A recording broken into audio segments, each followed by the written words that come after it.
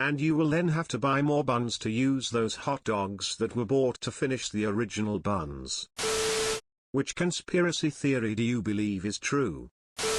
I've always thought that competition reality shows purposefully send someone home each season that deserves to stay, so that people get mad and talk about it online and get other people interested in watching the show. Last season of MasterChef was so obvious from the beginning who they wanted to win. I can't even remember her name because she wasn't impressive at all and should have gone home early in the competition. The kid who should have won, Nick, was so much more talented, creative, and risky, but they didn't want him to win. He comes from a wealthy family and the woman who did win came from a poor background and has a dead mom. Throwback Thursday was invented so that social media apps, mainly Facebook, could build and develop facial recognition technology showing the faces of people over time. Edit: there are a lot of people replying who don't understand a huge percentage of Facebook users these days are your parents, uncles, aunts and grandparents. They have, literally, decades worth of printed photos sitting in shoe boxes that would never see the light of day again if not for schemes like these. TBT is not for you 20 to 30 somethings who are simply reposting a photo you took in college 10 years ago. David Kelly didn't kill himself. Now, for those who are too young to remember, shortly after 9/11, the US and the UK decided to invade Iraq. The rationale was that Iraq had weapons of mass destruction, WMDs, even though the UN's chief weapons inspector wasn't convinced.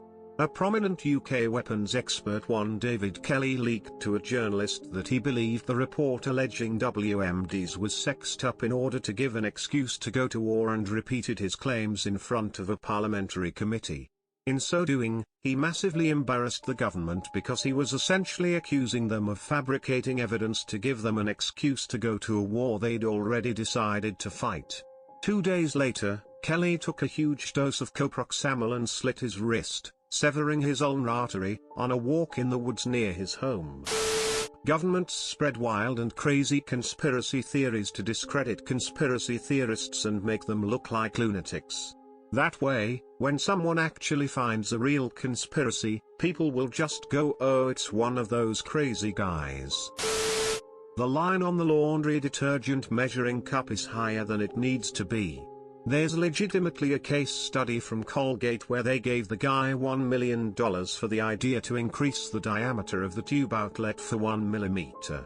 As well as their ads, which always show this perfect brush length stroke with a stiff peak at the end, where numerous dentists confirm that all you need is like a pea-sized drop. A bit more about Colgate. 9/10 dentists recommend virtually means nothing.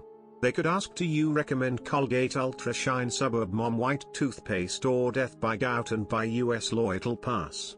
You don't see this line in countries with tighter laws on marketing.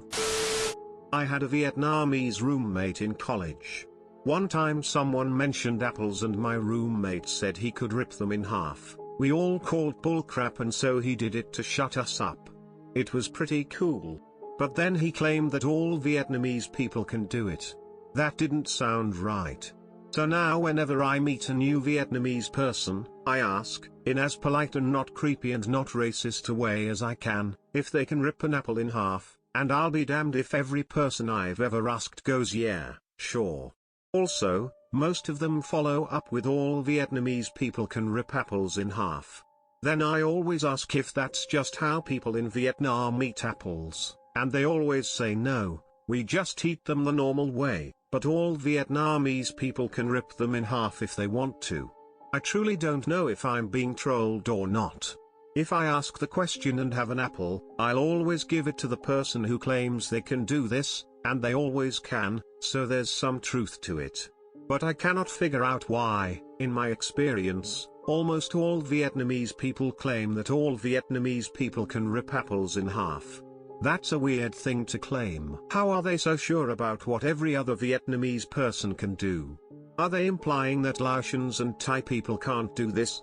Is it a special trick they teach only in Vietnam? I would never claim that all Americans can juggle or that all white people can juggle. See, I don't even know if they're suggesting it's a racial trait or a cultural skill. Or is it that Vietnamese people are just really proud of their culture, so they like to fib about the skills everyone else has? And then when tested with an apple, all Vietnamese people are just so confident that they're awesome enough to do it that they just brute force the apple in half? Or was there a meeting once, and all Vietnamese people realized that they could help each other by making wild fruit claims about the skills of the Vietnamese so that they could trick dumb white boys like me into giving them free fruit to test their powers? I would welcome any data anyone else can offer on this. My sample size is admittedly small, about 8 Vietnamese people, so this could just be a statistical fluke, but when 6 people, who have almost certainly never met each other before, independently claim that all Vietnamese people have fruit powers, it makes you wonder whether it might just be true. Follow-up notes: yes, I understand that plenty of non-Vietnamese folks can rip an apple in half. Hell, I can do it too. That doesn't make the Vietnamese fruit claims that I've experienced less peculiar. Yes, I know that British comedian Bob Mortimer can do this.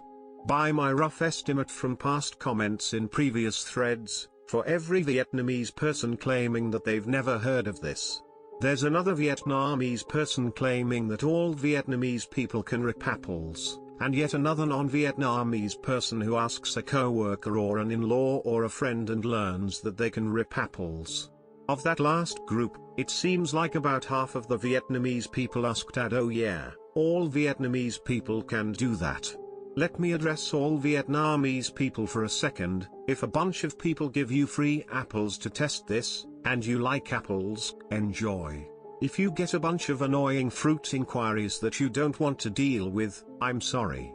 But really, is it my fault for accurately reporting my experiences with Vietnamese folks, apple ripping, and Vietnamese folks' claims about apple ripping?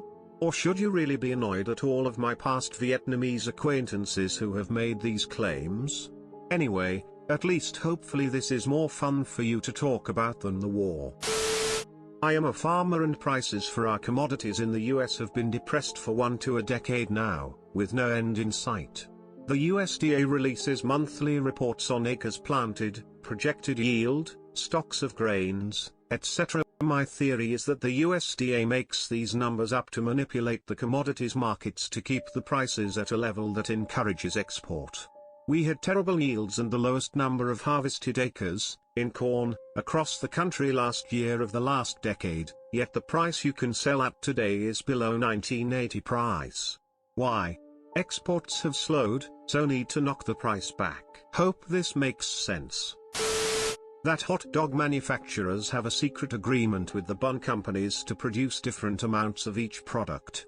I don't know the numbers exactly, but for example, you need dogs for a cookout so you buy some, and the only available package size is 8 hot dogs. Then, you go and get some buns which only come in packs of 12. Therefore, once you cook your 8 hot dogs you still have leftover buns, which means you will buy more hot dogs to use those buns. And you will then have to buy more buns to use those hot dogs that were bought to finish the original buns. The cycle continues. 2 that I think are legit.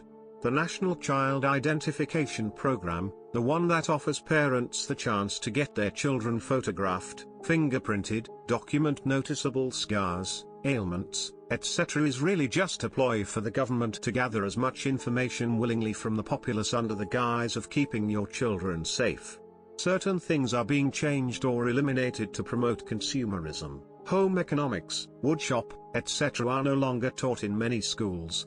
Headlights on your car that you previously could change for $5 now cost $125 and must be done by the dealer or mechanic. Planned obsolescence means products are designed to fail, so consumers must consistently buy new products. So on and so forth. Like and subscribe for more r/ask Reddit videos.